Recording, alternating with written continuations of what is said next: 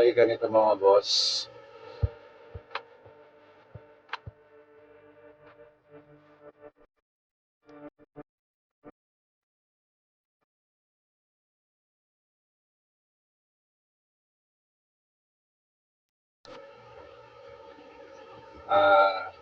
Padala na yung meta ng sahad natin.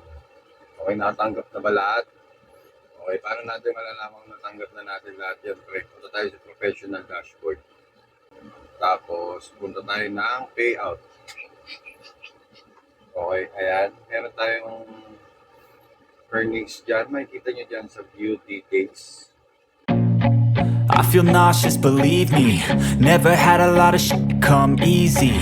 Had to work hard, struggle just to be me. Had to rise up just so they could see me. Did what I had to do just to feed me. And what was left over I put towards my dreaming.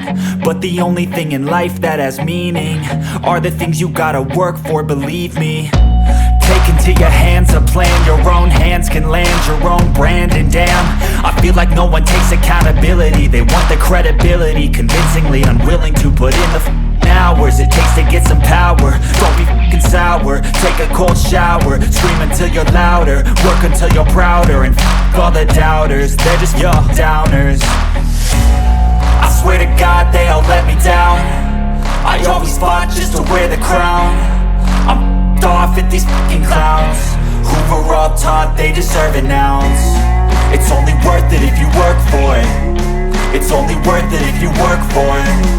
I won't stop till they hear me now.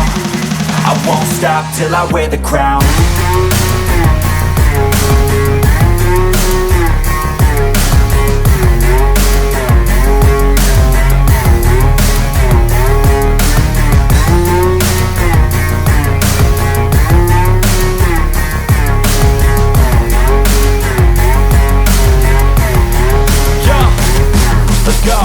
I'm just telling you to fight for your dreams, but it's not what it seems. Man, it's hard to be seen when everybody wants to be king. Yeah, they all wanna ring. Yeah, we all wanna be free.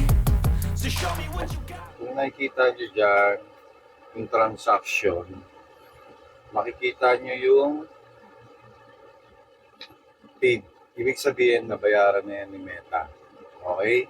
Next, punta tayo sa PayPal natin kung ano yung nilagay natin na pupuntahan ng sahod natin. PayPal, check natin. Pumasok na nga ba?